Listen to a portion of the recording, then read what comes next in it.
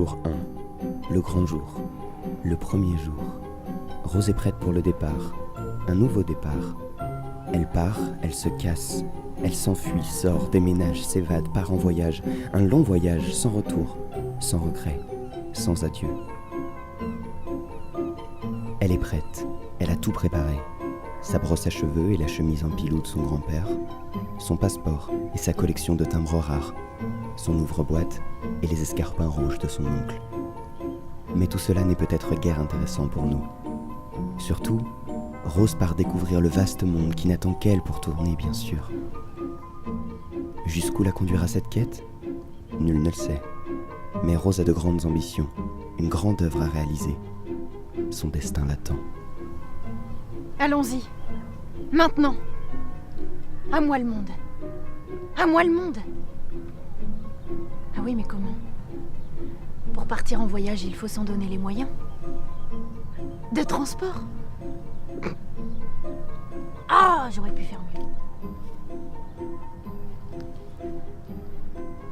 Le plus chic, le plus romanesque, c'est le train. Ah, l'Orient Express. Des nuits et des jours et encore des nuits à regarder défiler les paysages mélancoliques dans un ennui élégant. Un train ? Un train ? Ah oui, c'est ça, il me faut un train. Une gare de départ. Une gare, il faut aller à la gare. Ah oui, mais comment ?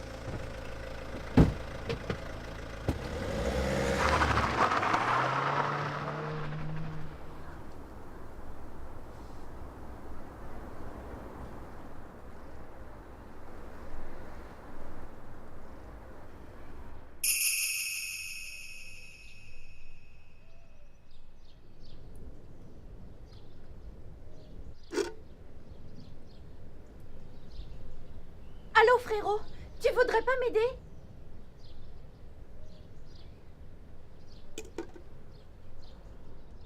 Et Rose attend. Elle patiente.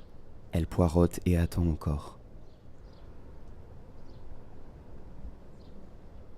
Pendant ce laps de temps, des millions de trains s'élancent vers l'inconnu.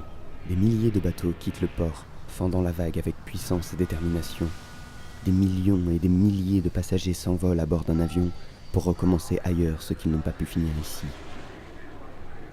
Et Rose attend. Mais son heure viendra, son heure va venir, son heure est imminente.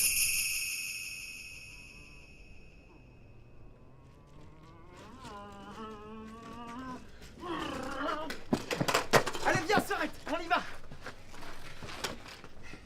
Vite.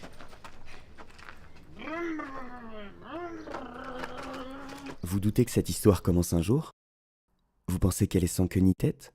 Vous vous dites qu'il ne s'y passera jamais rien ? Vous pensez qu'elle ne vous emmènera pas tranquillement, comme toutes les histoires connues de vous, vers une fin attendue et prévisible ? Une fin comme ça ?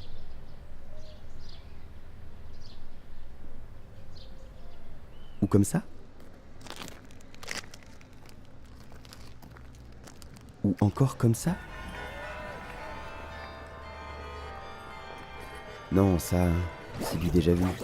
Trop démodé, modèle périmé, à effacer.